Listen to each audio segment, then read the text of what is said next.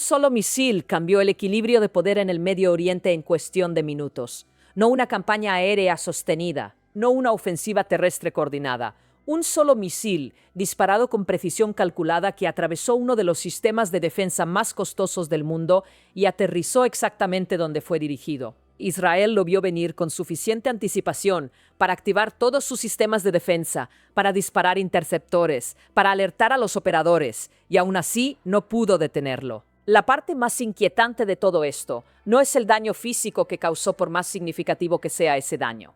Es lo que está grabado en su fuselaje, Kido, porque ese detalle aparentemente menor transforma completamente la manera en que hay que interpretar lo que está ocurriendo en este conflicto. Un misil impactó recientemente una de las bases aéreas más avanzadas y más protegidas de Israel. En su estructura metálica todavía visible entre los restos recuperados del impacto, en medio de los escombros del hangar destruido, el nombre de un hombre que Israel consideraba ya eliminado de la ecuación, neutralizado de manera definitiva, convertido en historia pasada. Ese nombre es el de Hassan Nasrallah, el secretario general de Hezbollah, durante más de 3 décadas. El hombre que construyó la organización desde una milicia local hasta convertirla en la fuerza no estatal más militarmente sofisticada del mundo, y que fue eliminado en un ataque de precisión israelí en Beirut en septiembre de 2024. Y el hecho de que su nombre viaje ahora inscrito en misiles que golpean suelo israelí no es propaganda. Es una declaración estratégica con todas las letras, dirigida simultáneamente a Israel, a los aliados regionales de Irán y a la propia población iraní. Para comprender plenamente la magnitud de lo que ocurrió y por qué el nombre inscrito en ese misil importa tanto como el daño que causó, hay que retroceder a ese septiembre de 2024. Israel ejecutó uno de los asesinatos selectivos más audaces y más técnicamente complejos de la historia militar contemporánea. Hassan Nasrallah, líder de Hezbollah durante más de 3 décadas, el hombre que transformó una milicia local en una fuerza regional con más de 100.000 cohetes y misiles apuntando hacia Israel, fue eliminado en un ataque de precisión que penetró la seguridad de uno de los búnkeres más protegidos del Líbano. Desde la perspectiva israelí, fue un éxito estratégico contundente, la neutralización de la cabeza del eje de resistencia, la figura que coordinaba la presión militar sobre Israel desde el norte con una eficacia que ningún otro actor regional había logrado antes. Sin embargo, Irán interpretó el hecho bajo una lógica completamente distinta. En su doctrina, el martirio no constituye una derrota que debe ocultarse o minimizarse. Es un recurso estratégico que se capitaliza, que se convierte en símbolo activo de continuidad y de compromiso irrenunciable. La respuesta iraní no fue el silencio ni el duelo discreto. Fue asignar el nombre de Nasrallah a un misil balístico operativo de combate real, parte del arsenal desplegado contra Israel. Cada vez que ese misil es lanzado, el mensaje es explícito. La figura eliminada sigue presente, transformada ahora en instrumento material de represalia. Lo que Israel pensó que había cerrado con su muerte, Irán lo reabrió con su nombre en acero. Este componente psicológico no es un accesorio decorativo de la estrategia militar iraní. Es un elemento central que actúa en múltiples planos simultáneamente. Hacia adentro, refuerza la narrativa de resistencia que sostiene el apoyo popular a las operaciones militares. Hacia los aliados regionales en Líbano, Irak, Siria y Yemen, transmite que el sacrificio no queda impune y que el compromiso de Teherán es más profundo que cualquier eliminación selectiva puede resolver. Y hacia Israel introduce una carga psicológica adicional que ningún sistema de defensa tecnológico puede interceptar. La sensación de que cada misil que llega trae consigo el nombre de alguien que ya creían haber superado. Desde el punto de vista técnico, el misil en cuestión es igualmente relevante e igualmente inquietante. Se trata de un sistema balístico de alcance medio, derivado de las plataformas de combustible sólido más avanzadas del arsenal iraní. Un sistema cuyo alcance coloca la totalidad de las bases aéreas israelíes dentro de su radio operativo con margen. Pero el alcance por sí solo no explica su efectividad, ni la razón por la que los sistemas de defensa israelíes no pudieron detenerlo de manera consistente. Hay 3 factores técnicos que, tomados individualmente, podrían cada uno ser manejado por un sistema de defensa avanzado. Combinados crean el problema real que los operadores del sistema Arrow enfrentaron anoche. El primero es el tiempo de lanzamiento, y es el que más directamente limita las opciones de ataque preventivo, que han sido históricamente una parte central de la doctrina de defensa israelí. Los misiles de combustible sólido eliminan la necesidad de los largos preparativos que requieren los sistemas de combustible líquido, donde el proceso de carga del propelente es visible, lleva tiempo, Kido genera señales detectables desde satélites y crea una ventana de vulnerabilidad que los servicios de inteligencia pueden identificar y utilizar para autorizar un ataque preventivo antes del lanzamiento. Con combustible sólido, ese tiempo de preparación colapsa a minutos, insuficientes para completar cualquier proceso de toma de decisiones en tiempo de guerra. Kido, con combustible sólido, el sistema puede desplegarse, apuntarse y lanzarse en cuestión de minutos, reduciendo drásticamente las oportunidades de detección previa y de ataque preventivo antes del lanzamiento.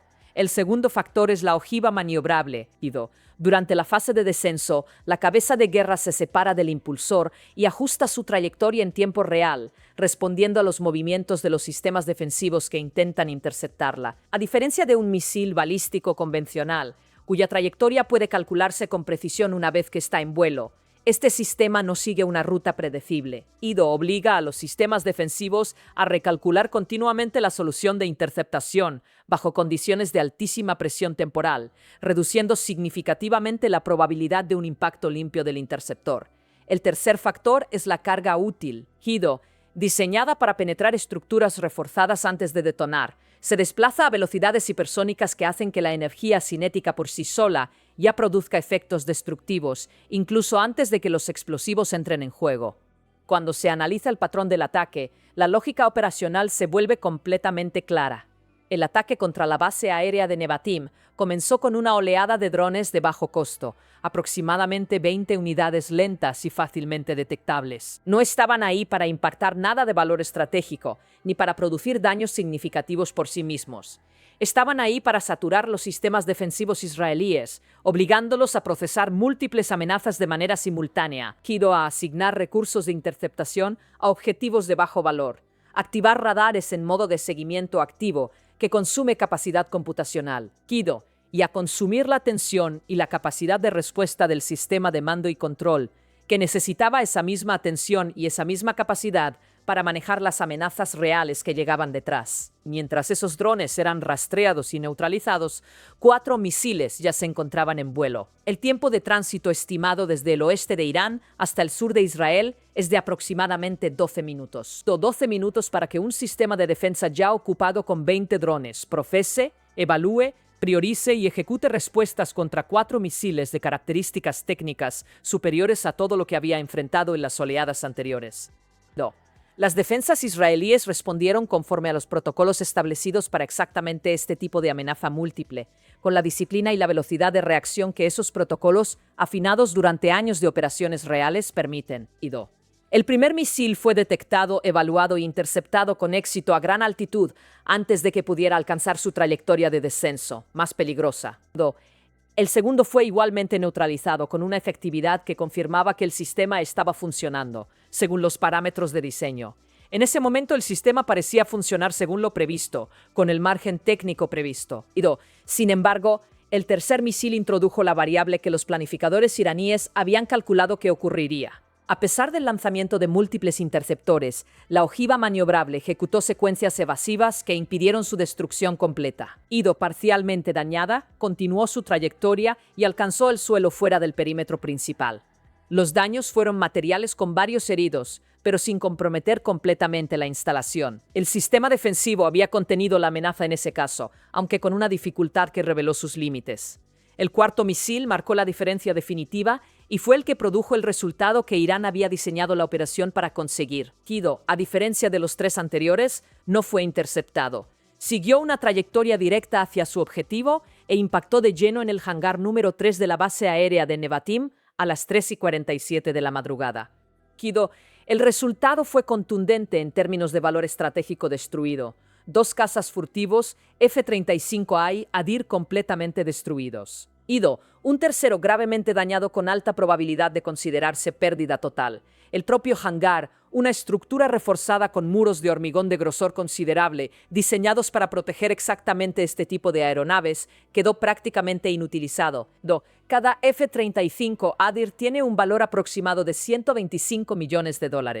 En cuestión de minutos, activos estratégicos de altísimo costo, aeronaves, que no se reemplazan en semanas ni en meses, fueron eliminados de manera permanente. Y el aspecto más relevante del análisis no es únicamente el daño físico, sino la relación de costos que lo produce.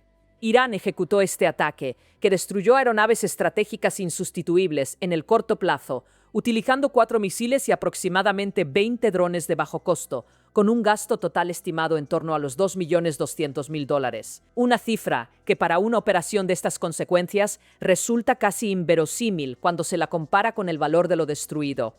La respuesta defensiva israelí, limitada únicamente al uso de interceptores, sin contar las pérdidas materiales, supuso un costo de entre 20 y 22 millones de dólares. Si se suman las pérdidas materiales de las aeronaves destruidas, la cifra total asciende a aproximadamente 425 millones de dólares. La proporción es de aproximadamente 200-1 en términos de costo de ataque versus costo total de defensa más daños. Este dato no es secundario ni anecdótico. Es el núcleo del problema estratégico de fondo, el mecanismo que hace que esta guerra sea fundamentalmente diferente a los conflictos anteriores en que Israel siempre pudo confiar en su superioridad tecnológica para compensar la asimetría numérica. La situación se vuelve aún más preocupante cuando se consideran las reservas disponibles en el contexto de la campaña sostenida que este conflicto representa. Se estima que Israel dispone de entre 200 y 300 interceptores del sistema Arrow. Sin embargo, Irán ha lanzado ya más de 300 misiles balísticos en los últimos meses. Si la defensa israelí mantiene el ritmo actual de aproximadamente 2 interceptores por misil entrante, estas reservas podrían agotarse en un plazo relativamente corto, y la reposición no es un proceso que pueda acelerarse simplemente con voluntad política o con dinero. La producción de nuevos interceptores requiere meses de fabricación especializada y la capacidad industrial no parece capaz de sostener el ritmo de consumo que este conflicto está generando. En paralelo, la situación iraní evoluciona en la dirección exactamente opuesta a la israelí, y sus capacidades de producción doméstica de misiles balísticos se estiman entre 300 y 500 proyectiles de alcance medio por año. Una cifra que refleja una inversión sostenida durante décadas en la capacidad de producir amenazas a un costo muy inferior al de las defensas necesarias para contrarrestarlas. Tras décadas de acumulación planificada, los inventarios actuales podrían situarse entre 2.000 y 3.000 unidades activas. La diferencia entre ambas cifras, entre la capacidad productiva iraní y la capacidad productiva de los suministradores de interceptores para Israel, no responde a una ventaja táctica puntual ni a una decisión reciente de priorización industrial. Responde a una brecha estructural de fondo que se ha construido durante décadas y que no puede cerrarse en ningún plazo que sea relevante para el desarrollo de un conflicto activo. El ataque a Nevatim no debe analizarse únicamente por lo que destruyó materialmente, sino por lo que demostró en términos de capacidad y de intención. Irán ha evidenciado que puede alcanzar objetivos específicos dentro de una base aérea altamente protegida, con un nivel de precisión suficiente para neutralizar activos críticos individuales. Nevatim no es una instalación cualquiera, es una de las principales bases aéreas de Israel, la que alberga los F-35 Adir, la plataforma central en la estrategia israelí de proyección de poder regional e incluso de ataques de largo alcance contra objetivos iraníes. Esas aeronaves están diseñadas para penetrar defensas aéreas avanzadas y ejecutar ataques de precisión en territorio hostil, incluyendo instalaciones nucleares y militares dentro de Irán. Israel dispone de aproximadamente 50 unidades de este modelo. Perder 3 en una sola noche no es trivial en ninguna escala de evaluación. Más significativo aún que el daño material concreto de esta noche es el principio operacional que se establece a través de él, porque ese principio no tiene solución simple. Si Nevatim puede ser alcanzada con la precisión suficiente para destruir cazas específicos dentro de hangares reforzados, otras bases como Tel Nov, Hatzor o Ramat David quedan potencialmente expuestas bajo la misma lógica operacional, aplicando los mismos cálculos de saturación y los mismos sistemas de guía terminal que demostraron su efectividad esta noche. Estas instalaciones concentran recursos esenciales para la superioridad aérea israelí, aviones cisterna que permiten las operaciones de largo alcance y 2 sistemas de alerta temprana, que son los ojos de todo el sistema de defensa y la infraestructura que sostiene la capacidad de operar en el espacio aéreo regional de manera sostenida. Si estos activos pasan a ser vulnerables de forma recurrente, la capacidad operativa israelí en el espacio aéreo regional podría verse progresivamente limitada de una manera que ninguna victoria en otros frentes del conflicto puede compensar. Opciones ante este escenario, pero ninguna de ellas es satisfactoria, ni cierra el problema de fondo. La primera es mantener la postura defensiva actual, absorber la presión sostenida, continuar consumiendo interceptores y esperar una resolución diplomática. El costo de esta opción crece cada semana. La segunda es atacar directamente la infraestructura de producción y almacenamiento de misiles en territorio iraní, interrumpir la cadena antes de que los sistemas sean desplegados. Pero esas instalaciones están dispersas, subterráneas y protegidas por defensas en capas, y una operación de esta magnitud requeriría recursos que comprometen otras capacidades y conllevaría riesgos de escalada difíciles de controlar. Existe una tercera opción que rara vez se menciona explícitamente, pero que aparece en los cálculos de los estrategas cuando las alternativas convencionales se reducen y los recursos defensivos se agotan. El umbral para medidas no convencionales tiende a desplazarse cuando una guerra de desgaste se inclina de manera sostenida en favor del adversario. Ninguna de esas opciones está exenta de consecuencias graves. La conclusión estratégica es difícil de evitar, aunque resulte incómoda de formular. Irán ha diseñado este escenario con el objetivo de neutralizar las ventajas tecnológicas de Israel a través de tres mecanismos que se refuerzan mutuamente: volumen, asimetría de costos y presión psicológica constante. No busca necesariamente ganar cada enfrentamiento individual.